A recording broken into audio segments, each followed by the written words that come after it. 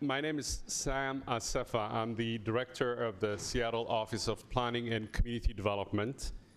Before I start, I would like to acknowledge that we are on the lands of the Coast Salish, the people who lived here for over 5,000 years before us and who still live with us here. It is important for us, especially planners, to recognize that, and citizens, that we are all visitors here, and be grateful for the people who came before us and for the land that we enjoy as a result of that. So I want to recognize that and give thanks for that opportunity. My office started this speaker series last year. The purpose of it has been to get community conversation on issues and topics that we collectively believe affects not only the built environment, but the lives of people in Seattle, and especially in this moment where we are going through significant change and growth. We thought it would be important not only having a community conversation, but also bringing each time people from other places who are dealing with the same issues and compare notes and see if we can learn lessons from that. I want to thank Collins Warman, a Seattle architecture planning firm, Steve Modermeyer here from that firm, for their sponsorship of this series and this event. I also would like to thank my staff, Jason Kelly, our OPCD's communications director, and David Driscoll, my deputy director, who worked on putting this specific session and together. This is, for this year, the third event in our series focused primarily on racial equity issues for this year in terms of the theme. For this event, we are asking the question, can housing options help create a more equitable Seattle? As we know here, and as many cities around the country know, the housing affordability challenges are becoming a key issue for cities to deal with. In the last 3 decades or so, this issue has become exacerbated by the increasing desirability of cities like Seattle, Boston, San Francisco, Miami, and so on. This phenomena over the last 30 years, where people are becoming more attracted to the cities, is a shift from the industrial age in the 50s and 60s, where we had urban flight, where people were going outside of the city. As a planner myself, and as I see a lot of our work over the last few years, I'm kind of conflicted, right? The last 15, 20 years, I, among other, with my peers, have been advocating why it's important to live in urban places and center cities, and building better streets to attract more people to come to center cities, because that is the more sustainable, the more diverse opportunities are created as a result of that. Those are the policy objectives that we all worked to advance in the last 10, 15, 20 years. We've seen the fruits of that endeavor. More people are now interested in living in urban places. It's not only a US phenomenon, it's happening around the world as well. By 2035, 2050, about 75 or 80% of the world's population is going to live in urban cities. So those are all great policies and wonderful from a climate, prosperity, and economic perspectives. Where we failed as planners, where we haven't really addressed and prepared for, are the unintended consequences of those policies, and affordability and displacement and income inequality becoming one of those, or some of those issues. Specifically for housing affordability, that's been a significant challenge, and issues of displacement as well. I've lived in many different cities, and I've seen it as well. This city is trying as much as other cities to address that in a number of ways. In terms of housing, one of the big policy initiatives that are underway is the mandatory housing affordability implementation. That's a drop in the bucket. Basically, it's one piece among many policies and issues that we need to address it. But it is a significant component, 5, 6, 7,000 units that could come out of that over the next 10, 15 years as affordable housing. While it does not solve the issues, it is better than not. We're also looking at other options for housing choices or types that we don't have, or we can increase in terms of the types, so that we give many different types of residents, from renters to students to elders, people who want to live in a co-housing. How do we address those choices through policy? We're struggling with that, and we're working on those kinds of issues. But so today we'll learn more about the history of how we got here. So what I talked about is the impact over the last 20, 25 years, from planning policy to concentrate population in urban centers. But it goes far beyond that.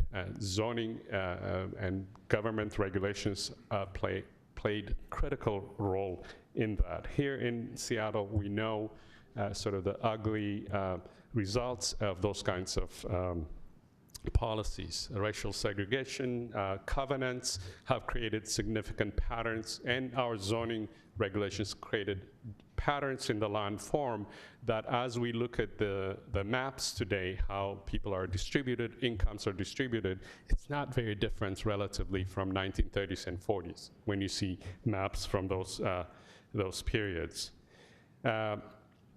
So today we are pleased to welcome Richard Rothstein, author of Color of Law, to share his research with us. Through his own observation and research, Richard challenges the conventional wisdom that segregation, and as people, we choose where we want to live and we segregate ourselves. But he points out in no uncertain terms what kind of intentional government and deliberate government policies have created and continue to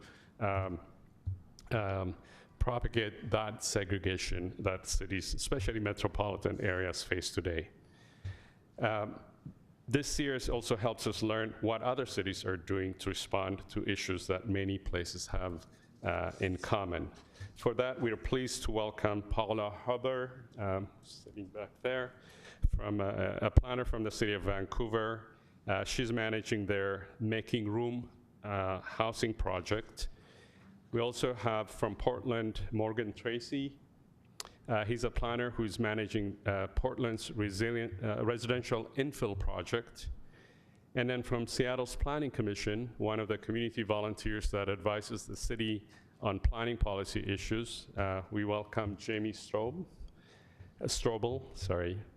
who in her day job works with King County Climate Action Team. As a city and community, Seattle is currently reviewing the Planning Commission's recommendations for equitable solutions in their new report that came out just on Monday, entitled Neighborhoods for All. So we'll have that conversation as well. And then I want to thank Mike Rosenberg of the Seattle Times who will be facilitating this conversation among our panelists. He will get the conversation started initially by asking some questions, but then we want to give you, the audience, the opportunity to have questions and conversation as well. So we want to dedicate a lot of the time here. So please write your questions on a card. I believe that Jason has it in the back. We'll distribute cards. And we'll have Mike select some audience questions to ask our panelists as we move through the discussion. Before I ask Richard here, I also want to recognize Council Member Teresa Mosqueda, who's here. And we have Nathan Torgelson, the Director of Department of Construction and Inspections here. And we also have various people from city and other groups as well. So with that, I'll ask Richard Rothstein to frame our conversation here with a short presentation on his research on housing equity nationally. Thank you.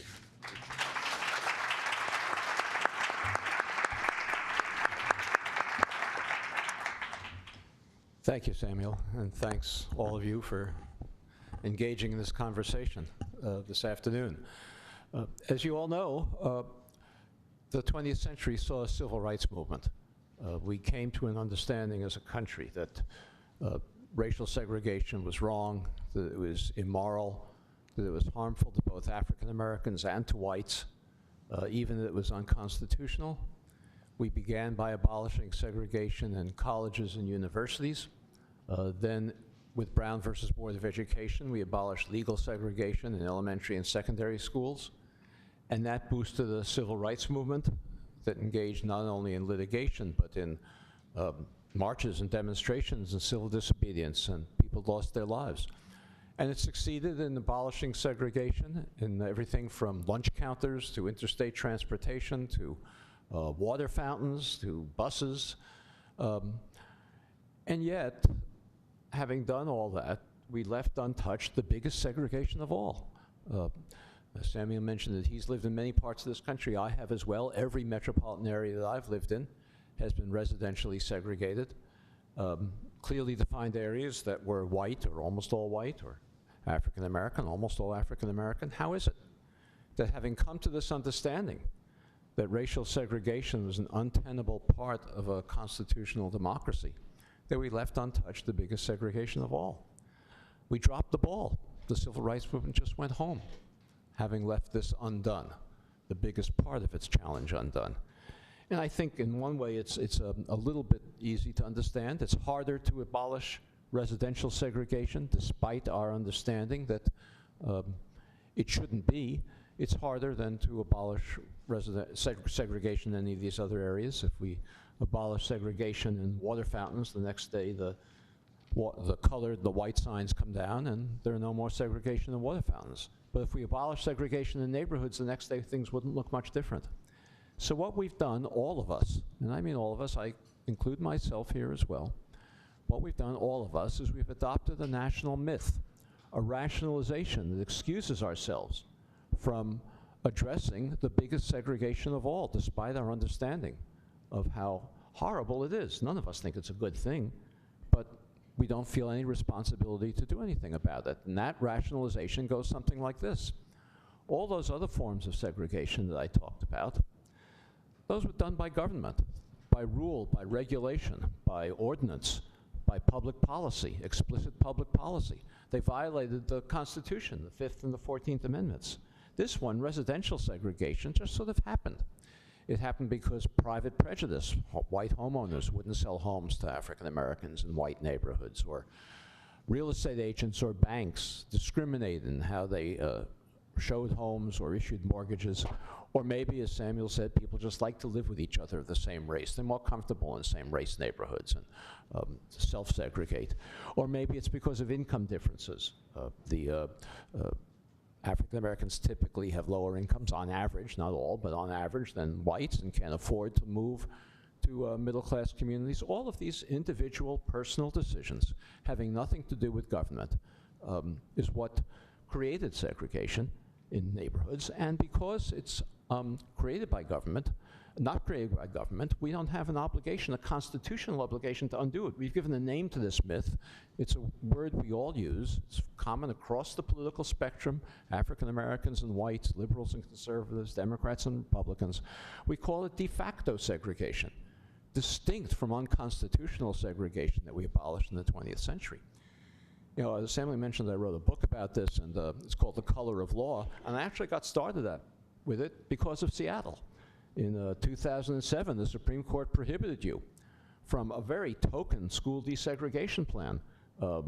It gave children a choice, or parents a choice of which school their child would attend, but if the choice would happen to exacerbate segregation, that choice wouldn't be honored in favor of the choice of a child who would help to desegregate. So if you had an all-white school here in Seattle where we're almost all white and there was one place left and both a black and a white child applied for it, the black child would be given some preference. The Supreme Court said that this was outrageous. It said this was a violation of the Constitution to try to desegregate your schools in this way. And the reason it gave was, the opinion was written by Chief Justice Roberts. The reason it gave was that the schools in Seattle are segregated because the neighborhoods in which they're located are segregated. Well, I thought that was a pretty wise observation on the Chief Justice's part. That is why the schools in Seattle are segregated. But then he went on to say that the neighborhoods are segregated de facto for all the reasons I just described. And if you have de facto segregation, it would be a violation of civil rights to try to remedy it. Well, I spent the next 10 years after reading that decision documenting the extent to which Chief Justice Roberts doesn't know the history of housing in this country.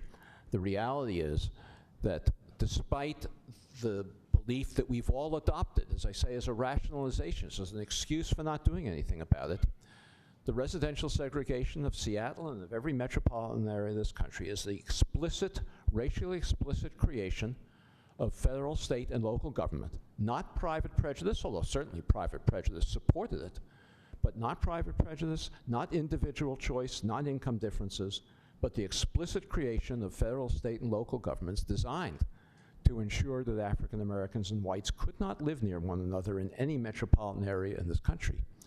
If that's the case, and I think it is the case in my book, The Color of Law, I'm quite confident is accurate. It's been out for a year and a half, and not a single fact in it has been challenged.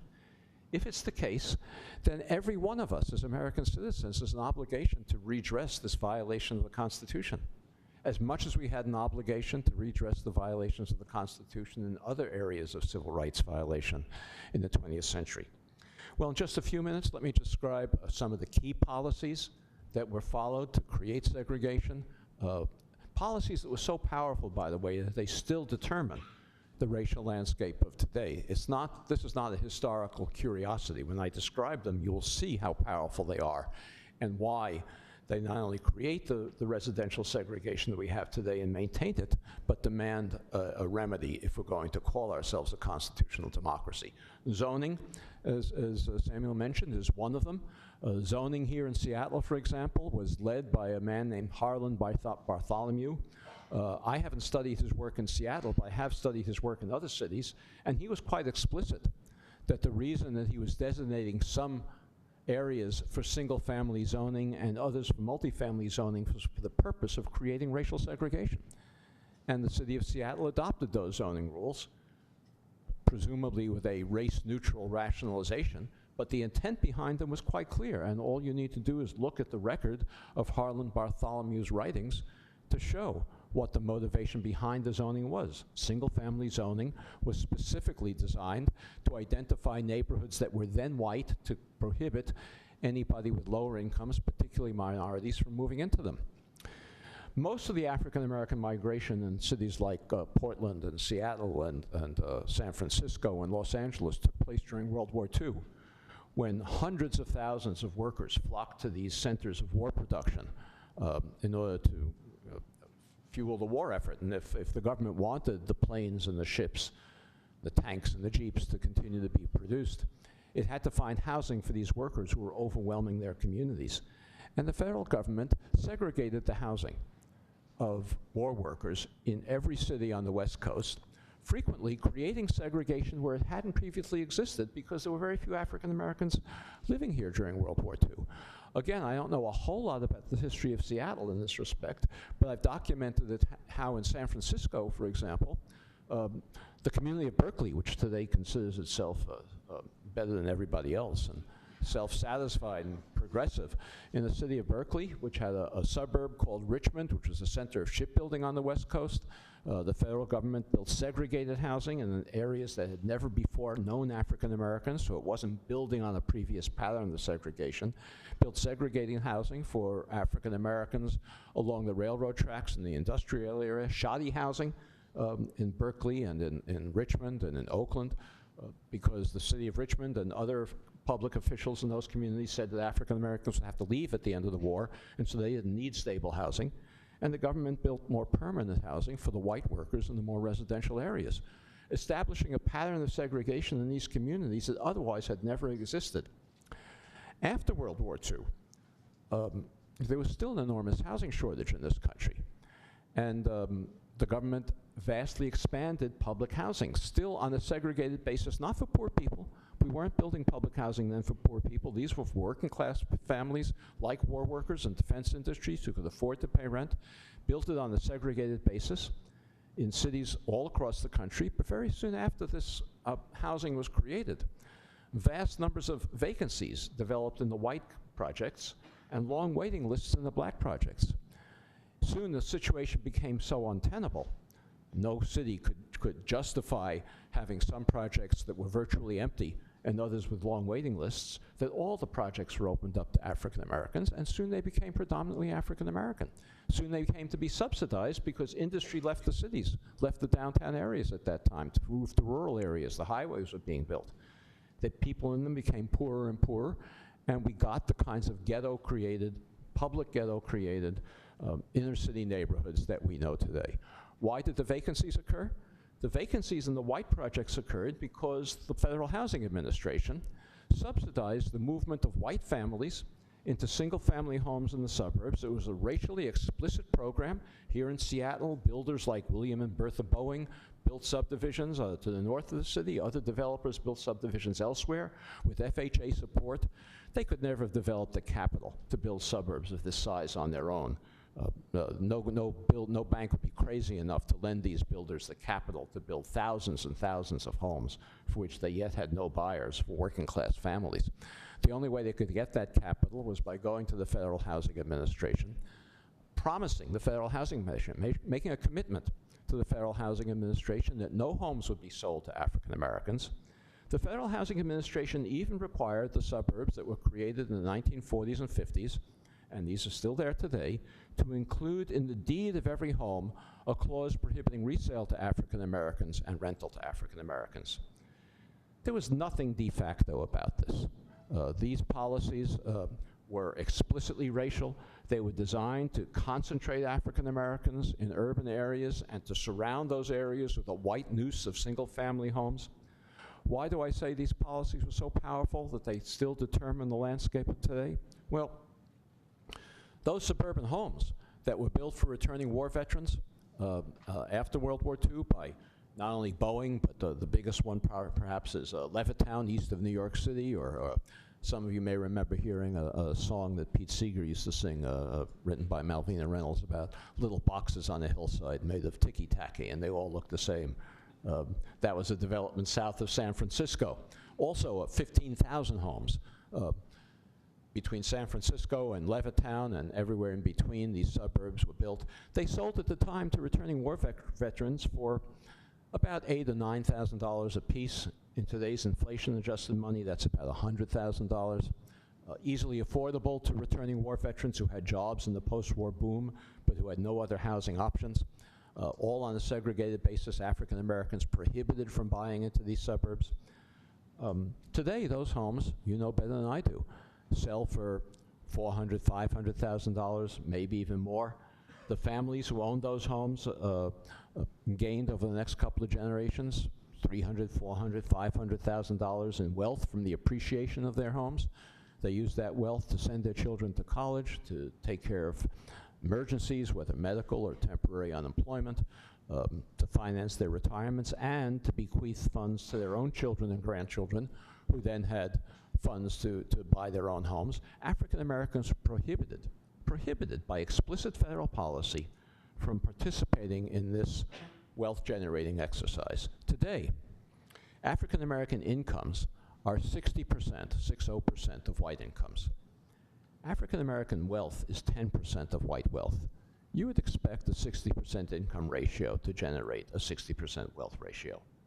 This enormous disparity between a 60% income ratio and a 10% wealth ratio is entirely attributable to unconstitutional federal housing policy that has never been remedied, that we all have an obligation to remedy. So as I said before, maybe I didn't say it, I'll say it now, the policies to deal with this are very easy to come up with. What was done by government policy can be undone by government policy. What is difficult, and perhaps in the discussion period I can describe what some of those policies are. What's difficult is developing the political will, the motivation, the new civil rights movement that's going to address these inequities and these horrific forms of segregation that we've created. With all due respect to the planners and public officials in this room, it's not going to be done simply with paper and pencil and submitting plans. It's going to have to be the result of the involvement of a broad swath of our citizenry, all of those of us in this room, as well as others, a biracial civil rights movement that's going to pick up where the last civil rights movement left off and undo this last remaining stain of racial segregation on our society. So thank you very much.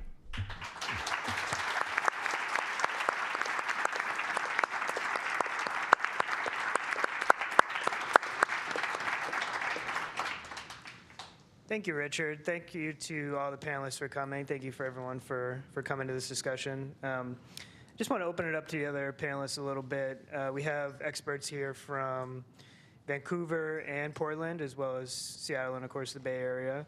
And Paula, I wanted to just see if I could start with you. If you could tell me a little bit about some of the key issues in Vancouver right now as it relates to this broader conversation in terms of zoning and inequities in housing. I know Vancouver has obviously a huge housing crisis that in some ways sort of dwarfs Seattle in the sense that home prices there are about double what they are here. But there are also a lot of differences between our crisis and then what's going on in Vancouver. And I'm hoping you could tell us a little bit about what's been going on in Vancouver and what the efforts have been like to try to remedy that. Sure. Maybe I'll start with just a few minutes. I know we want to get into the questions later, but in Vancouver in 2016, we started a big conversation with people about the housing crisis, what their housing needs were. And one of the things we learned about early on was that the thinking that we could build our way out of the housing crisis was false. We were producing so many housing units, but it was the wrong kind of housing. And so the realization over that sort of a year-long period was that we needed to shift what we were producing to the right supply of housing so that it would meet the needs of people who live and work in Vancouver. And a big part of that conversation led to a Housing Vancouver strategy that our council approved in November of 2017. And that housing strategy has specific targets for households of different incomes. So that's where we're at now, is we're trying to add the diversity of housing in the city to meet those different housing income brackets of different housing groups. We're doing that in a lot of ways with some targeted programs to deliver rental housing. We're challenged with providing rental housing in Vancouver, not like Seattle, which I know a lot of the towers that are built here are actually rental, which I find to be amazing because almost all of our towers are strata. Like that's most of the housing we build in Vancouver, from duplex to towers, is strata. We have to work really hard to incentivize rental housing. So we have a range of programs to deliver social housing and rental housing. The program I'm working on is focused in the neighborhoods outside of the downtown in order to provide a diversity of housing in those neighborhoods. Because to live in these wonderful leafy neighborhoods, today you have to have income that supports a $2 million purchase or the wealth that supports that, or you're a renter in a basement suite. We do have a laneway program that's been quite successful, laneway house program, which I think you call here accessory dwelling units.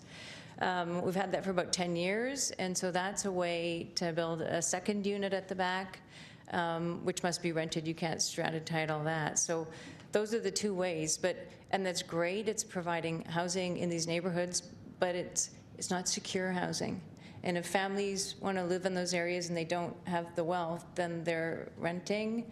And if you want to put kids in school, then they're always subject to, am I going to be asked to leave this unit and have to resettle my family somewhere else? So the target is really to add a diversity of housing types in neighborhoods so people have choice to live in neighborhoods. They're not limited to just living in towers downtown or in high-density housing on corridors.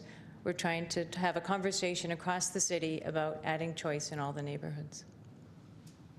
I think that's something we're dealing with here in Seattle too, is sort of from the opposite perspective of, we're building more apartments now than ever before, but that's not necessarily helping with home ownership options. So it's interesting to see sort of the opposite development strategy. And then Morgan, if you could tell us a little bit about what Portland is dealing with, also sort of a peer city with a lot of the same issues. Housing prices obviously lower in Portland, but still a big affordability challenge there with incomes also being lower. And I'm curious some of the things that are going on there in some ways more aggressive than what Seattle is doing. Yeah, so we're catching up to you on the affordability challenge, unfortunately. So Portland had just finished, we were in the throes of finishing our 2035 comprehensive plan.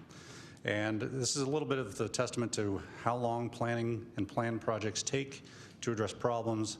And by the time you're completed, new problems have emerged, right? So we'd completed or just about to complete our 2035 comprehensive plan, which identified that we've got adequate zone capacity to accommodate the needed number of units that we were projecting for new households in the city over this 20-year planning period. Things were looking good. There was a slight footnote, a little asterisk that said, well, there isn't quite a lot of diversity in the types of housing that we're providing, and this may affect some lower income households in their ability to obtain housing. So we might want to work to improve that outcome. My project, the residential infill project, started right on the heels. We hadn't quite adopted the comprehensive plan. With the outcome of trying to address McMansions, the sort of demolition of a house replaced by a big house.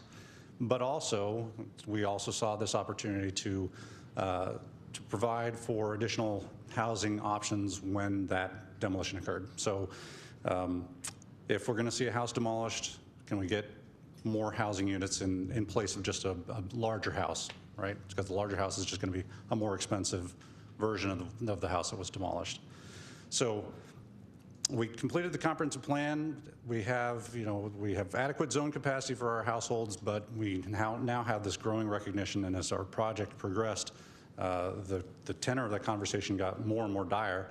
The types of housing that we were producing is largely single family, large homes, 3,200 square feet, generally on average. Typically now going for $600,000 to $1 million, which is kind of unheard of in Portland, maybe a little more expected here. And apartments. So we're producing about 80% of our new housing units is apartments. About 10% or a little less than that is single family homes. And then we've got this smattering of other types of housing, middle housing, accessory dwelling units, duplex, triplex sorts of things. So as the project progressed, we started having conversations with the community, and we started hearing definitely a lot of concern about demolitions, replacement with large houses, out-of-scale incompatible infill, but also a lot of voices saying, we need places to live. We see this as the avenue, the sort of stepping stone to wealth building. Rental opportunity is great, housing is great, more units are great, but we also need an avenue to get on this escalator that a lot of others have had the ability to enjoy. I bought my house in 1994. It was very affordable, and now it's got a lot of equity, and I've ridden this escalator, and I'm able to move around. I have mobility as a result. People trying to get into the market today have nothing to stand on except this giant leap up to this very unaffordable house. Our affordability factor is about 150% of the median family income to afford the median sales price of a new home, or of a home. So that's a large gap. So as our project progressed, we engaged with the community, heard a lot of feedback that we wanted to increase the range of housing types in a way that was compatible with the scale of residential neighborhoods. So looking at duplex, corner lot triplexes, still around the same size of what you would build for about a 2,500 square foot house. When we brought that proposal to our planning commission, we were proposing that to encompass about 66% of our residential neighborhoods. And just by way of comparison, we have about the same balance of single family zoning in Portland that you do in Seattle. It's about 43% of the city is zoned single family, which is about 75% of the city's residential land area, and when you take out industrial land and open space. So a big chunk of the city's single family residential zones were proposed to allow for duplexes and corner lot triplexes. We brought to the Planning Commission. We had a couple public hearings, and we heard a lot of voices saying, we've got an affordability crisis that is beyond measure, and we need to take this further. And the Planning Commission responded and reacted, and they saw the results from our analysis, which said, well, we're gonna see fewer one-for-one demolitions, occasional duplexes. The overall net effect on the housing units is pretty small. Probably less than 100 a year is the difference in number of units. We want to see better performance out of this. So they said, let's allow for fourplexes, let's allow them to get slightly larger, but still smaller than what you can build today, and allow that in much more areas of the single-family zones. And so that's where we're at now. We're in the process of revising that proposal and bringing it back to our commission. But the initial results of that are, yes, we have a much stronger housing production. The unit sizes are proportionally smaller than what you'd see for a single-family house, and as a result, it's all cost per square foot. A house is going to cost, if you're renting this house, a new house would be about $5,000 a month. A new unit in a triplex or fourplex is going to be about half that, or actually a third of that. So the average rent from all the housing that's produced over the next 20-year period is about half of what we would have produced, or half the cost of what we would have produced with the baseline single-family zone, one house on a lot. So we're seeing some positive outcomes from that, and our next step, to your point, is taking that to the political leadership and seeing what they do with it. And Jamie, very timely to have you here. Your group, the Seattle Planning Commission, just released a significant report yesterday about single-family zoning and sort of basic condition of the city now as it relates to single-family zoning, and also some potential ideas for changing some of those neighborhoods. And if something you could sort of walk us through what you took away from the report, some of the big picture things, and what sort of you'd like people to know about the report's conclusion, because it was about 18 months in the making. You guys did a lot of research. There's a lot of new numbers in there and a lot of ideas that hadn't really been talked about in the city in the last few years. So it could be sort of the start of another broader conversation about single-family zoning in Seattle. Yeah, so hello everyone. So I'm one of the I am not a career planner or architect or any of those things. I sit on the Seattle Planning Commission, which is a body of citizens that volunteer their time to advise the city council and the mayor and city departments, and we're really kind of just the thought partners in this work, where we kind of explore different issues, and then we bring that forward to as a starting piece and saying, maybe we should look at this. An example of something where we have no kind of regulatory authority. We are simply advisory. But one of the things that we brought forward a while back was around family-size housing and making sure that we have a variety of different housing sizes, so that if you had a family, you didn't have to leave the city, right? And that report actually influenced city policy later, so that the MFTE program, the multifamily tax exemption program, started including incentives for family-sized housing. The Office of Housing started looking at how do we incentivize family-sized housing and the units that they're funding. And so that's kind of the intention behind a lot of the work that we do, is trying to influence the conversation. And so this report that we came out with yesterday, Neighborhoods for All, was really to kind of spark this conversation of a lot of the affordable housing work that we've been doing has been concentrated into these urban growth areas that are big, huge apartment buildings. What are we doing with the rest of the city? How do we make sure that there are affordable options and different types of housing all across the city, and that you're not simply relegated to certain neighborhoods based on the income that you have, right? And so some of the things that we talk about is that, the Seattle population has grown by over 100,000 since 2010. And of that growth, right, that's a lot more people to house. Where are we going to put them? Over 80% of the growth is going into less than 25% of our land.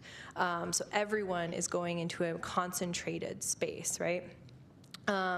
And that we're missing kind of this middle section of housing, where a lot of our housing is now new apartment buildings or new studios or new or single family housing, and there's no options in between.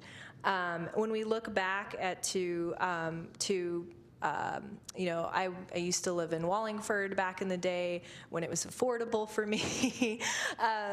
And I remember going for runs through the neighborhood, and I would come across like a duplex or a triplex, and these are single family neighborhoods, right? And I kept thinking, I wonder, that's weird that they're here, but they don't seem out of character. They kind of fit in with the neighborhood. And that's because if we talk about Richard's work and the research behind that, is that those used to be allowed in those neighborhoods, and there was a big down zone that happened in the 50s, 60s, and 70s that changed the zoning in those areas and has resulted into what we have now. So really what we're trying to say is that we're really just trying to reintroduce historic building patterns that were already there before. We're not trying to change neighborhoods in a way that is, I'm like really dry-mouthed right now, so I'm trying really hard to like have complete sentences and make it work. But some of the things we talk about, I mean, the strategies we put forward in this report are not a one-size-fits-all. It's not a silver bullet. I think that all of the cities here, we can attest to the fact that nobody has figured out how to completely solve this problem, right? We all care about having a place to live that we can afford, that is healthy. There are other legacies throughout the city that we, oh, thank you.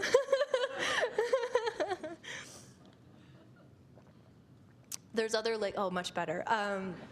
There's other legacies that we have to address as well. I mean, when you look at home ownership rates now, you know, for white folks, it's 51% of white folks are homeowners, and only 24% of black folks are. And that is a direct result of the policies that we've had in the past that were explicitly racist, right? And if you look at, on average overall, people of color, the homeownership rate is 35%, right? So I think that's something we have to think about.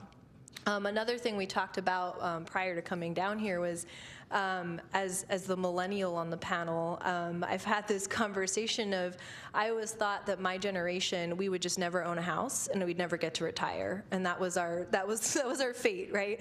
And I think that we really have to think about, as a city, are we really a place for everyone, or and are we willing to kind of undo some of the historic injustices that have happened? And I know that's difficult and challenging, and again, like going back to the political will piece. And I hope that it's not something where many of my peers have had to move farther outside the city, and I hope that that's not the case, right? So. Yeah, and I want to follow up on that, something that you and Richard both mentioned in terms of racial inequalities. And I mean, that stat in the report really jumped out to me too, that the white home ownership rate in Seattle is double that of black or Hispanic residents here. And I wrote a story about that yesterday, and I was flooded with emails and phone calls from people saying, why are you making this about race? It has nothing to do with race. And I'm sure you get that sometimes too, and I'm wondering, Richard, you know, what do you tell people who say, well, this isn't really an issue of race anymore because redlining, that's all gone, and racial covenants, they don't exist anymore. So why would it be that there would still be a disparity caused by things like zoning or some of the, you know, wealth being passed down through generations? How do you respond to people who bring up that point that has nothing to do with race? Well, at the risk of repeating myself, it's really what I said before, the racial wealth gap that these housing policies created.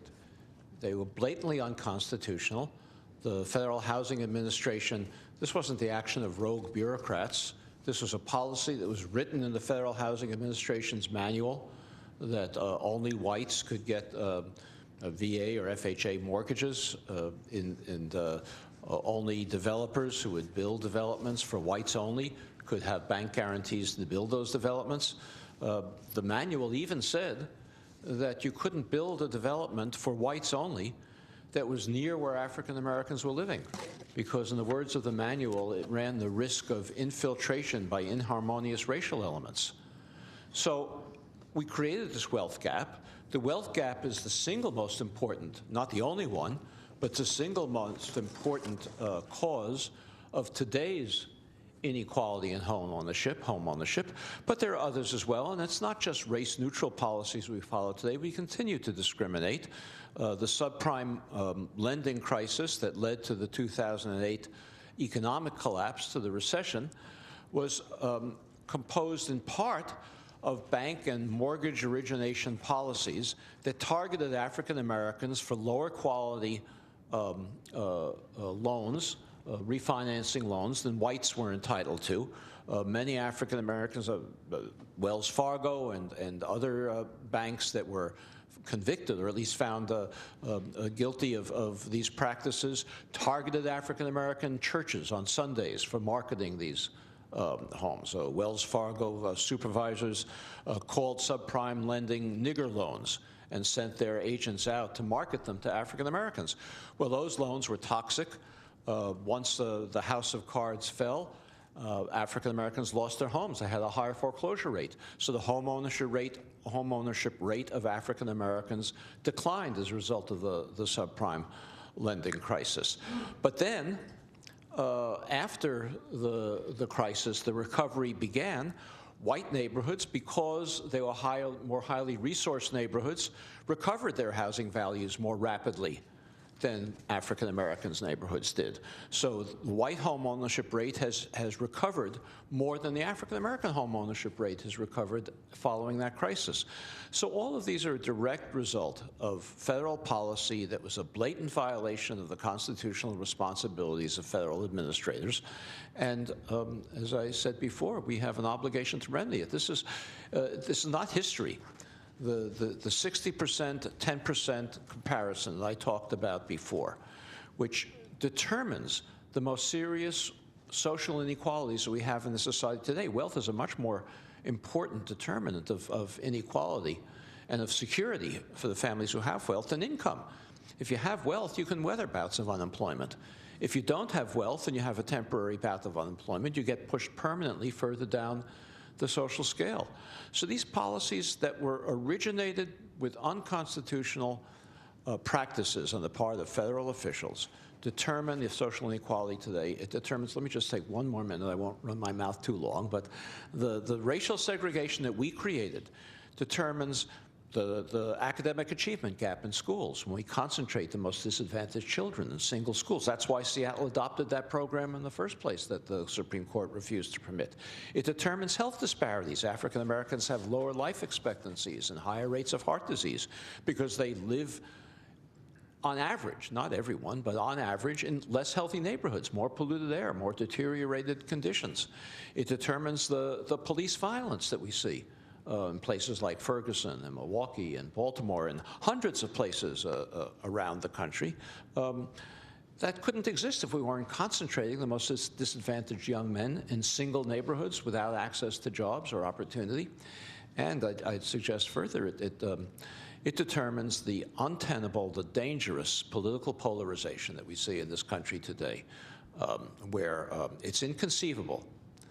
It tracks racial lines, and it's inconceivable that we can ever develop or rescue a common national identity so long as African Americans and whites are living so far distant from each other that they have no ability to identify with each other's life experiences or, as I say, develop a common national identity. So these policies that were enacted not benignly, but with malicious, unconstitutional intent, still determine not only the racial landscape, but the most serious social problems that we face in this country today.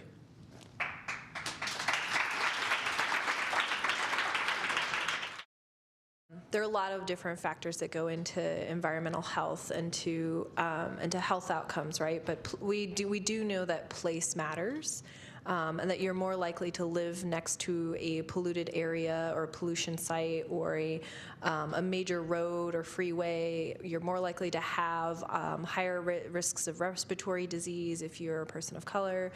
And we also know that rents tend to be a little bit cheaper, right? If you live next to those sites. No one wants to live right next to the freeway or next to a pollution site, right?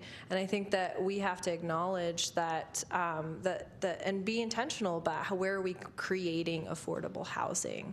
And that we can't concentrate it in places where there's already a pollution issue or, and create not just a racial stratification, but a class stratification too, right? So I think in Seattle, that's something that we have to think about too. I know that You know, I lived along, like, right off of I-5 at one point because that was the cheapest apartment I could find. And I would wipe away black dust from my windowsill every single day. And it was too hot to keep the window, like, closed, and I would leave it open. But that's the kind of thing when you're having to make these choices of where you live. And you have to compromise, and you're like, and sometimes you're directly compromising in your health when we think about what are the embedded costs of that, of having to go to the doctor more, or having to deal with asthma throughout your entire life. Very much place matters, right? And I think that when we talk about creating opportunities, there needs to be more opportunity for affordable housing across the whole city. That there needs to be, if I want to be able to have a backyard, or to be able to have my children be able to play in a yard or play near a park or be able to walk to school. These are all things that I think we all want for our families, right? And I think that that's the conversation we need to have. And I want to shift to some of the questions you guys are all putting in, and several of them relate to an issue that I've thought a lot about, which is gentrification and displacement. And part of the issue with adding all of this housing the way Seattle has and the way a lot of other West Coast cities have is the idea that some of these communities that had sort of been left behind in terms of public investment are now seeing more desirability because people have been priced out of other neighborhoods, or they're getting brand new housing that people want to live in. And you have a lot of displacement issues, and a lot of times there's not really a lot from a government perspective that's done about it. You might see developers set aside some small portion of their building for people who are in the community previously, but outside of a few small examples like community land trusts, I haven't really seen a lot done to address the issue of displacement. And I'm wondering if there are examples that panelists can point to, or either ideas that just haven't been put into place that can help address some of these communities that are sort of being pushed out of their longtime homes just through all of the gentrification that's going on right now. Gentrification has two areas that need to be remedied in order to prevent it from being a destructive force and enabling it to be a creative force. If gentrification were stable, if it created integrated communities, and if it was part of a plan to integrate the entire metropolitan area, it could be a positive force. For that to happen, two things need to happen. Two sets of policies need to happen. One is we need to preserve a share of housing in gentrifying neighborhoods for people who have traditionally lived there, a large share. And we know what those policies are. They include freezes on property taxes for existing homeowners. That would be a big one, a very important one, that would prevent people from losing their own homes because the value of their homes goes up and they can no longer afford to pay taxes on it. It doesn't have to rob the Treasury. California's had that kind of a policy for a long time, and it's destroyed California schools because it robbed the Treasury of property taxes. But those lost property taxes could be recouped at point of sale, and the Treasury reimbursed, and the homeowners would still be protected. So that's one policy. Inclusionary zoning, obviously, is another. Any development in a gentrifying neighborhood has to have a share of affordable units in it. Limits on condominium conversions would be another. Rent control would be another. We know what all these policies are. We're not doing them, but to a great extent. But even if we enacted all those policies and preserved a share of housing, a large share of housing in neighborhoods that are gentrifying for people who traditionally live there, some people would be displaced. And we also need to ensure that the people who are displaced have healthy places to go to, that we're not simply reconcentrating them in newly segregated low-income communities, which is what's happening. I don't know if that's happening here in Seattle, but that's what's happening in most places in the country. And we're not talking at all about what policies do. That requires the elimination of single-family zoning in suburban communities, for example, so that people who are displaced can have healthier places to go to. It requires reorienting our low-income housing tax credit programs and Section 8 programs so that they're usable in higher opportunity neighborhoods, not just in low-income communities. So the policies, as I said before, the policies are easy to understand. What we don't have now is the political will to enact them. So I just wanted to, please. I think that those are great recommendations. I just wanted to contribute what Portland has done to date so far. And a little bit of this is looking both internally at our local government structure, but what happens at the state level. So in Oregon, we had restrictions on mandatory housing, inclusionary zoning, as well as rent control. So we've recently had success in repealing the inclusionary zoning restriction, and we've adopted that into our zoning code. So as part of any project that has more than 20 units, a certain proportion of them have to be affordable. The Portland Housing Bureau also has this initiative. It's referred to as the right to return policy. So in North Albina, where we had a history of, so our sort of darker past history is we had our workforce housing during the Second World War was in Vanport. Vanport was a federally funded housing project, mostly African American. The levees breached, the town got flooded, and most people had to evacuate and ended up resettling in Albina. So Albina became sort of the new neighborhood for the black community. Over time, because of our tax structure, we had certain lower tax rates that were present in Albina. As new businesses started to move into the area became more attractive. Investors and homebuyers started looking at this area as a good opportunity because their taxes were super low, disproportionately lower than other parts of the city. So you had an influx of new capital moving into the neighborhood, and as a result, people were being displaced to other suburbs or further afar East Portland.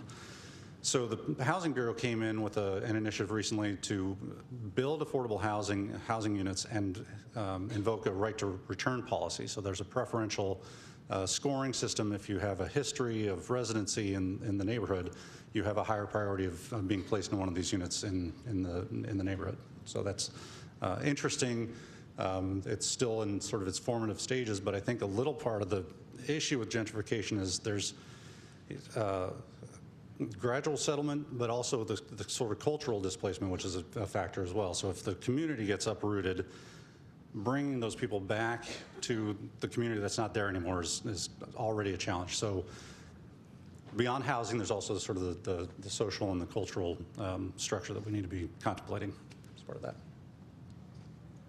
If I could just add to that, one of the challenges that we're faced with, and people bring it up a lot, is if you go into neighborhoods that and you identify blocks where maybe you're going to put 3- and 4-story rental apartment buildings.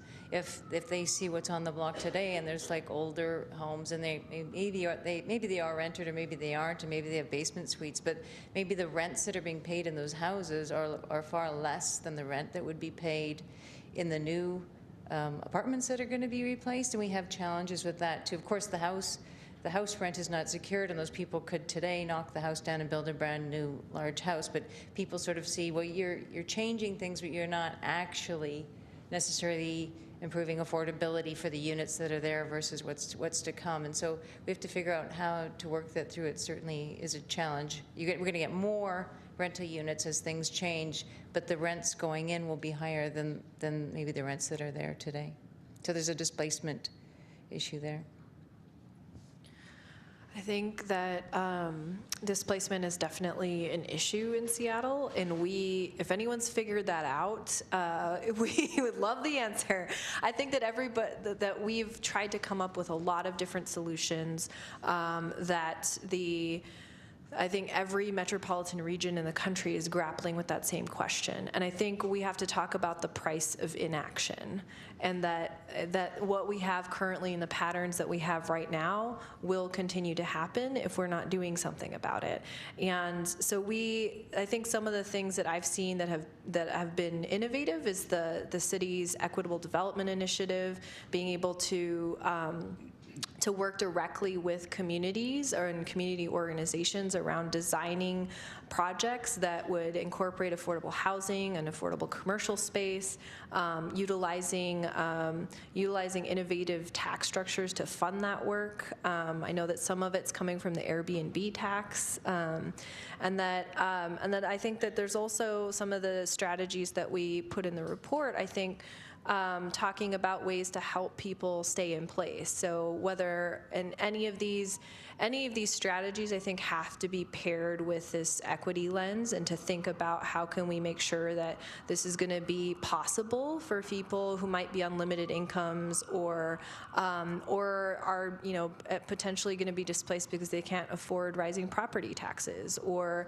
how do we allow for multi-generational housing?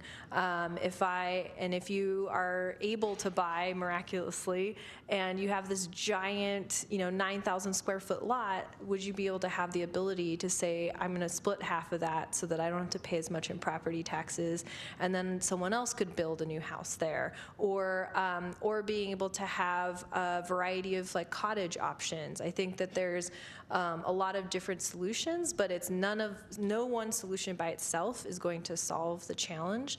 I do appreciate Maureen bringing up the cultural displacement issue, because I think that we have been experiencing a bit of a donut effect in Seattle, where everyone's moving away from the core of the city and then getting pushed farther and farther out if you're low income. And that when you're being pushed, especially if English is not your primary language, and you're being pushed away from a community where there are restaurants or shops or stores of folks that speak the same language as you, it's incredibly jarring to move to a place where nobody speaks your language. Or, I work in climate work. We talk a lot about how resilient are you towards any climate disasters, or God forbid there's an earthquake, being able to be around folks where your community is and your network is and your support network is important. So I think that the EDI as well has been looking also at how do we measure those things. I think part of it is us getting a better understanding of the scope of the problem. And so I know that they're working on a variety of indicators to figure out how do we track this stuff? How do we get a handle on it so that we can get a better sense of potential solutions?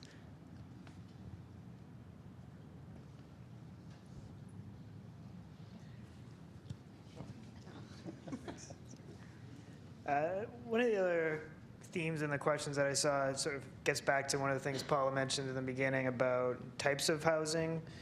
And for instance, somebody asked about family size housing, and there was an analysis recently about how Seattle has the smallest apartments in the country, and it also has the smallest share of 3-bedroom apartments in the country.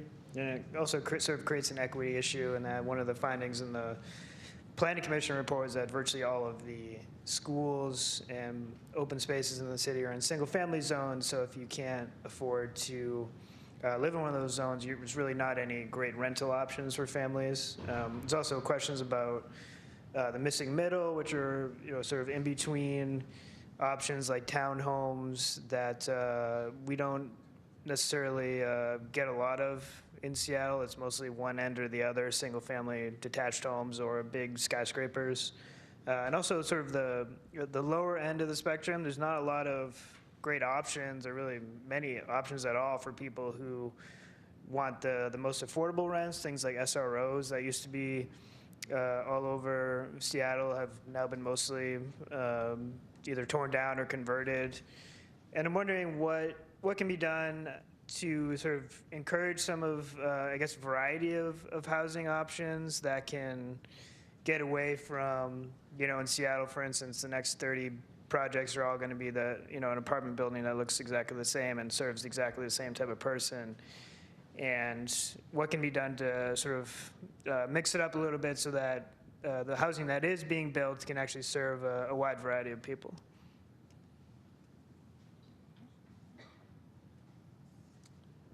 Well, I can take a crack at that, but I don't have the whole solution. So we are just about to embark on a project looking at sort of the low end, the 0 to 30, 30 to 60% MFI housing types, transitional housing, housing for the homeless.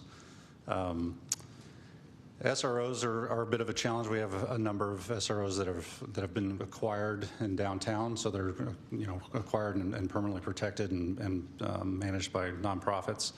The future of SROs is a little bit sketchy. There's, if it's not supported by the market, they're not going to get built, and so we have to bring other funding to bear for that. City of Portland and the Metro just passed close to $1 billion of affordable housing bonds in the last year. Those are primarily going to be more apartment type units. So the family size, there's priorities in our affordable housing policies to provide for or incentivize family size 3-bedroom, 2 and 3-bedroom units for families. But beyond that, what's involved in the residential infill project is units that are roughly between 900 and 1,200 square feet. So they're generally comfortable 2-bedroom, sometimes 3-bedroom units. I think another sort of obstacle in seeing these materialize is what the building code requirements are. So once you get beyond 2 units in a structure, you tend to trigger commercial building code, and that makes it more expensive.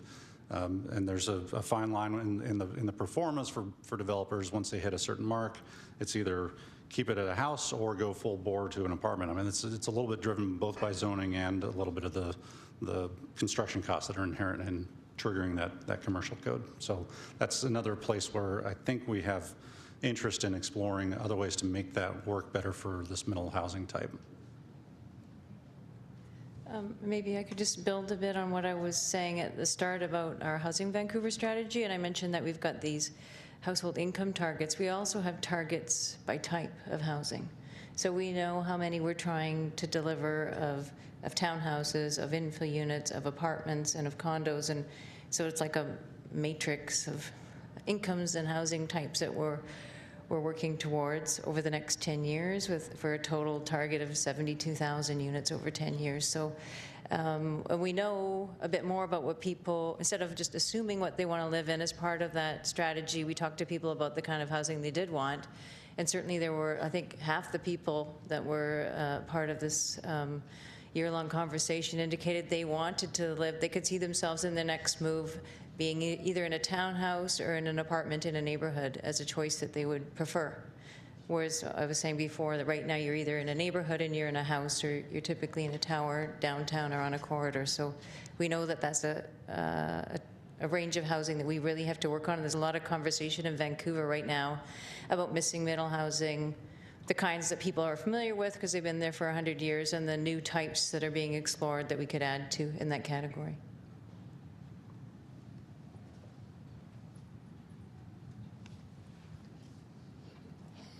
And just to bring it back to zoning, what impact do you feel like zoning has on perpetuating some of these issues that Richard talked about in his work, and what could be done to remedy that, if anything?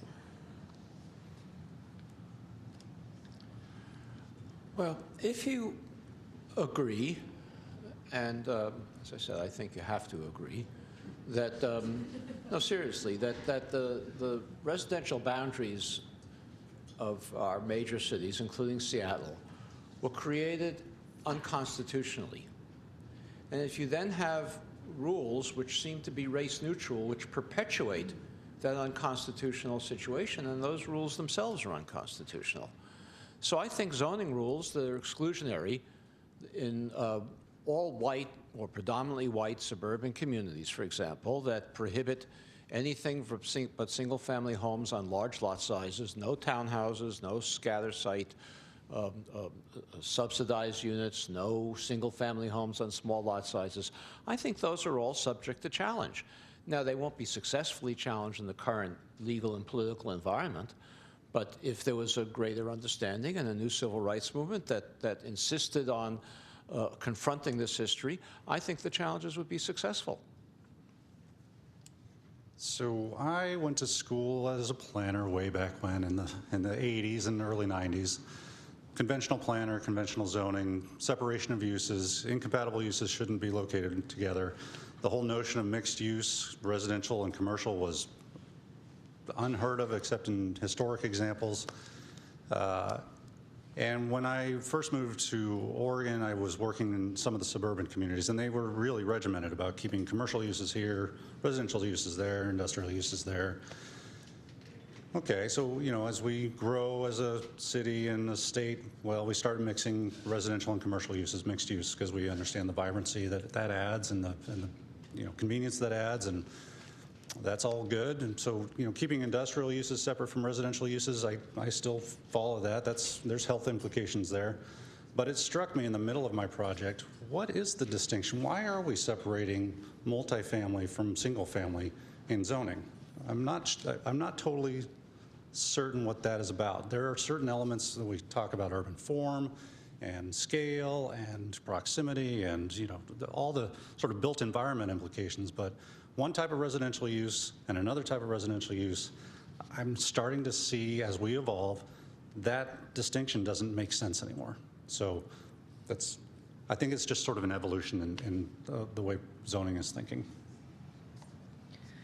I think that, so one of the recommendations we came out with in the report was to actually rename single-family zoning, because it's a misnomer. There isn't necessarily one family living in every single unit. And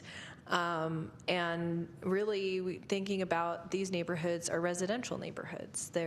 So maybe we should rename that and think about, I mean, it's a baby step, but think about naming it as like neighborhood residential. And then that would potentially allow us to be able to think about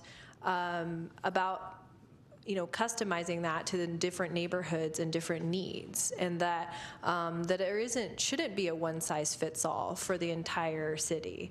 I think that when we talk about the current areas that are zoned single family, right now you are allowed to build one unit per one lot, right? And if your lot is ginormous, then that's a huge waste of space. We have areas of the city that have actually lost population as we've grown in population overall as a city, right? And I think that we need to allow for some flexibility to be able to have different options. If we had smaller lot sizes available, I know that, you know, land prices are insane in the city now, and you know, for my peers to be able to afford a house, it's got to be something small. It's got to be a starter. It can't be these, you know, 4 or 5 bedroom brand new construction houses, because there's no way we'll afford that, right? But are there options that are within a price range for younger generations and for folks that are lower income, and being intentional about those policies and thinking about how we can incentivize it? I think our report is really meant to kickstart that conversation and start to think about, you know, it's cool to hear that Canada is thinking about setting goals for different types of housing and that missing middle. And this is our opportunity as a city to start exploring some of those. So. Where are you planning on coming up with all this extra land,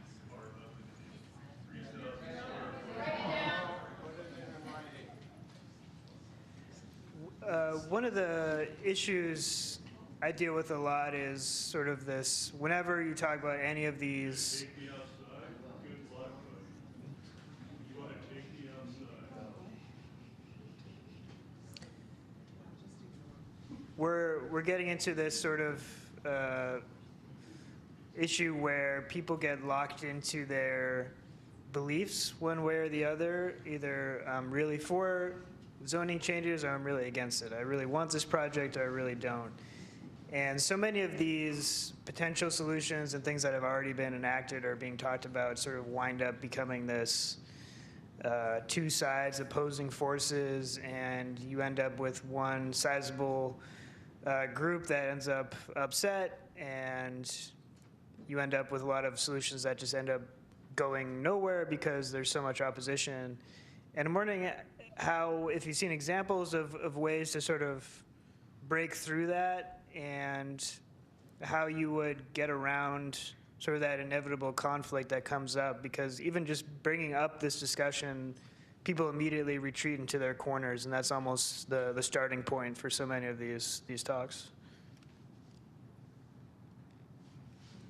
Oh, yeah?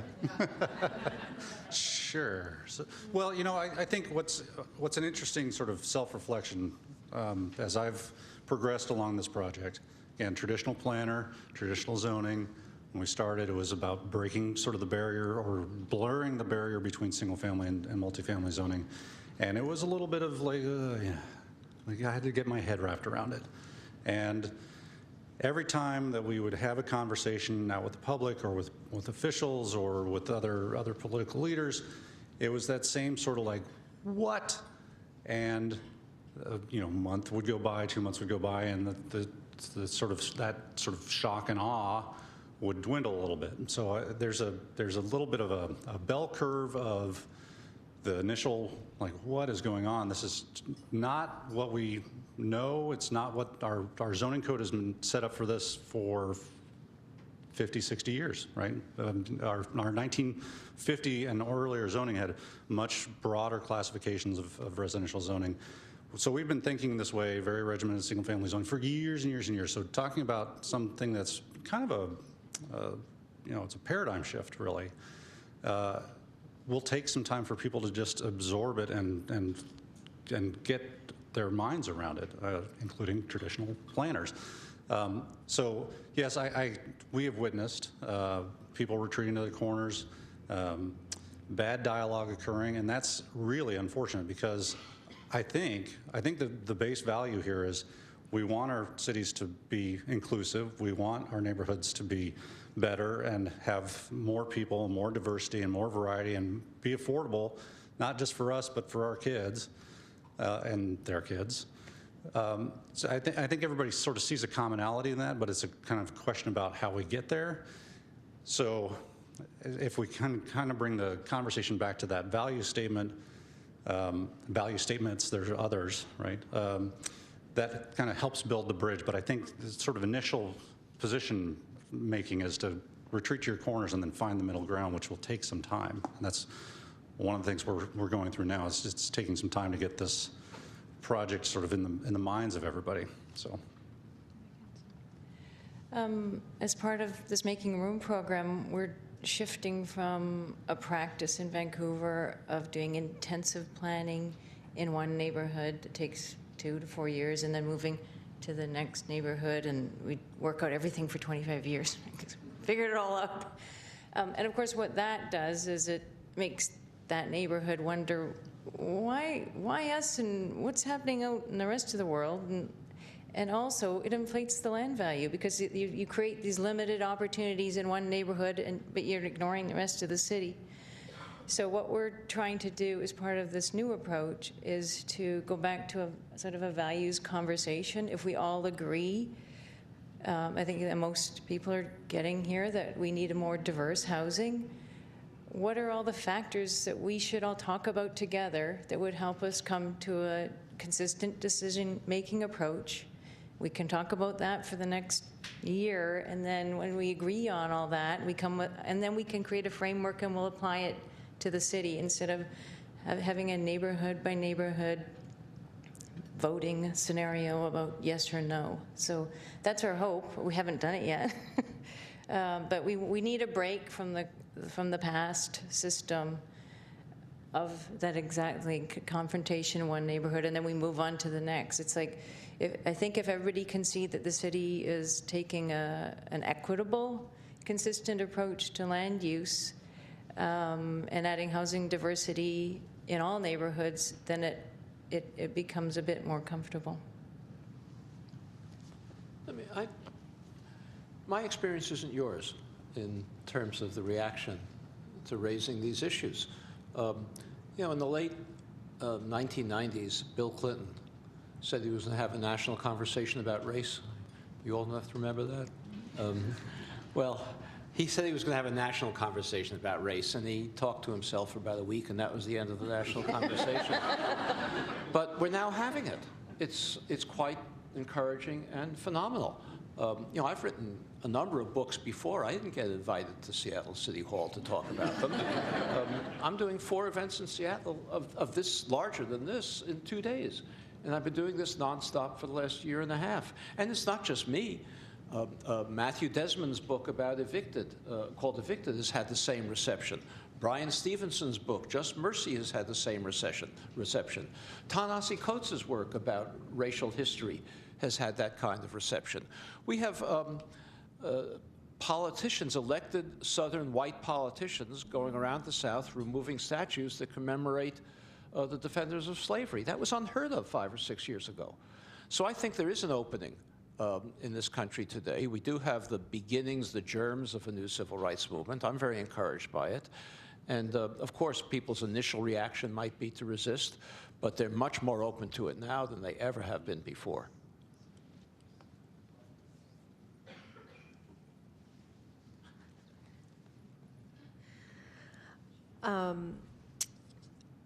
I think that working on housing issues in the city, from a personal perspective, is really intimidating.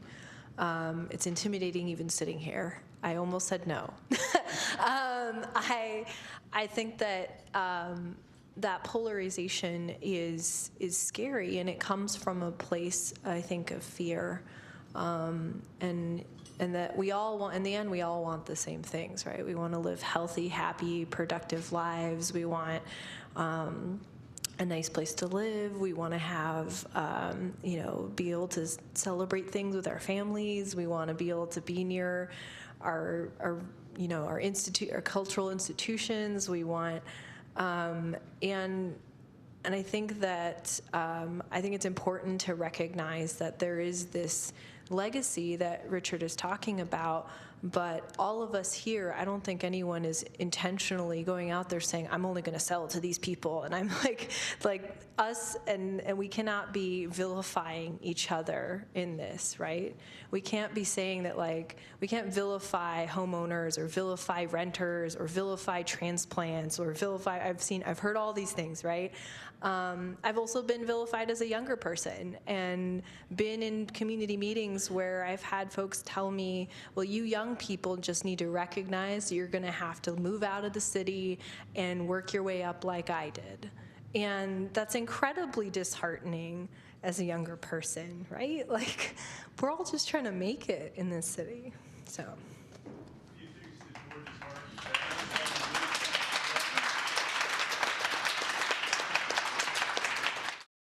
How can we remediate the lack of access to opportunity and generational wealth that families of color have experienced? Because just rezoning isn't enough, and some of the things we've talked about here seem to me like if they had been working, then they would have worked already, and yet that gap persists. And that number you mentioned about the percent difference between total wealth between African Americans and whites, my understanding is that that really hasn't changed much in recent years and decades. And I'm wondering if we're just sort of chipping in around the edges here, or if there can be any sort of wholesale change that seems realistic in the next however many years.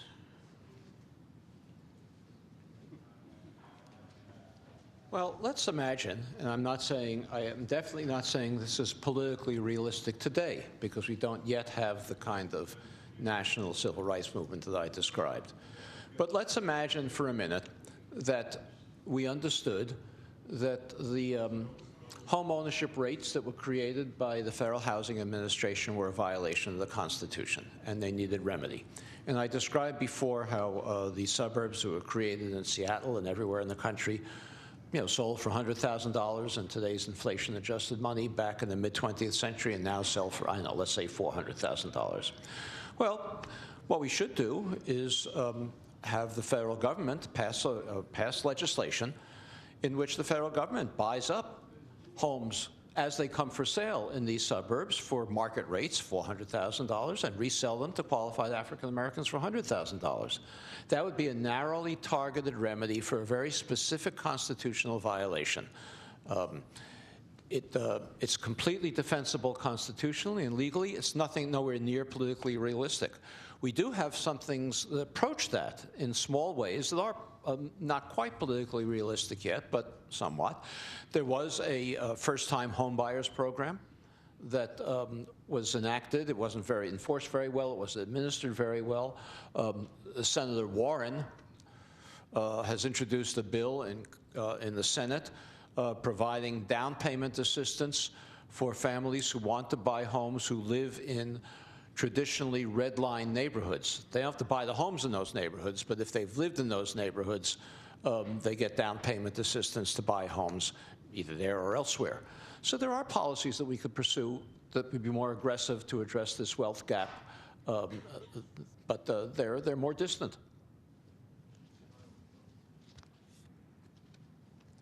Well, I have struggled a little bit because this project that I'm working on is purely a zoning project, and you begin to recognize that there are elements of the free market, which zoning regulates, that are entirely income-based, and so the inequalities of income generation, income wealth, and income wealth building can't be solved with a zoning correction. It can help provide more opportunities in certain aspects, especially around development and housing. But there's a greater need that's far beyond just a zoning solution, which is one of the things I really found inspiring by the housing and affordability and livability agenda. Is it was much more broad thinking than just zoning tools, but looking at other sort of financial ways of correcting past injustices.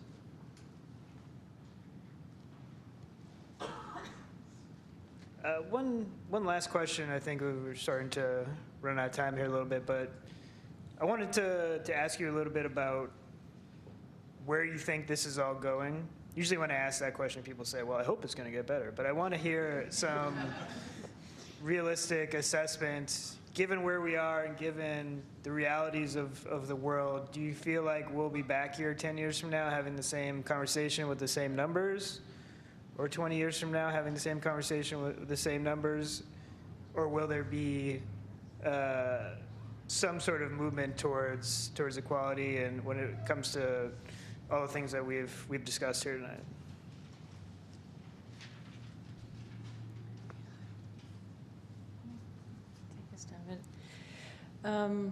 I think I remain hopeful. I think we all remain hopeful that there will be movement on the diversity and equity front. It certainly is a theme, not just in the city in Vancouver, but Minneapolis has faced it head on and taken action. And I think there are some places that have the determination and, I guess, bravery to a certain extent to take some small steps in this direction. I think that's what it's going to take, is some first people out of the gate taking some small steps in the right direction, and then that's where we'll see bigger change coming from.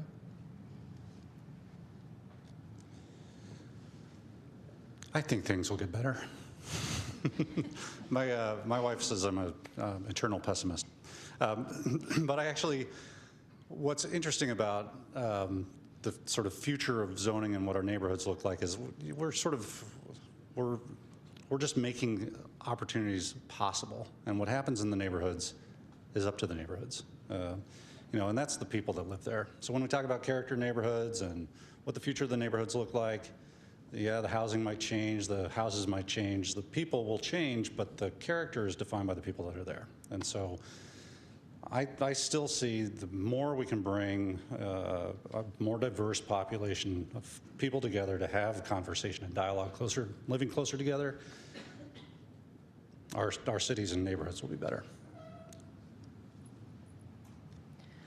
I think that when I think about the future, I'm hopeful in that there are so many allies who believe in the same things, that believe in equity and believe in addressing these historic issues, who believe in accessibility for housing and affordability, making sure that everyone lives this happy, productive lives. And I was at, a few weekends ago, I was in DC for a friend's wedding, and I got the opportunity to go to the African American Museum, which was incredibly profound. If you haven't been able to make it there, I recommend it.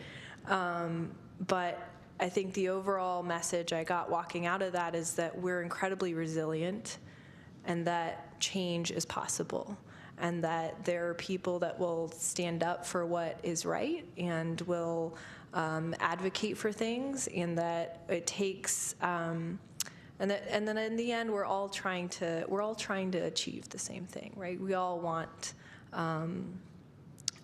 to live happy lives, and I think that all we really need to do is come together and find our commonality and have the capacity for empathy. So I'm hopeful. Well, Mike, I explained a minute ago why I'm very hopeful. You know, I've lived long enough to have seen many, many things happen that I thought couldn't happen in a positive way. Our racial history in this country has been a history of some steps forward and some steps backward. Sometimes one surpasses the other. But you know, I'll tell you a very quick anecdote, and I'll stop. I know I've run my mouth a lot, but in the mid-1960s, I had a job as a research assistant at the Chicago Urban League. And my job was to count up the number of policy-making positions in the corporate sector of Chicago and to identify them. And in those days, there was no internet, so we had these big manuals which, you know, listed every corporation, who the purchasing manager was and who the personnel director was. That's what they called human resources people back then. The personnel manager was, and identified 4,000 policy-making positions in the corporate sector of Chicago. Not a single one was held by an African American. Not a single one in the mid-1960s. And 2 decades later, you couldn't have a corporation in Chicago that didn't have a diverse executive suite. It might have had other problems.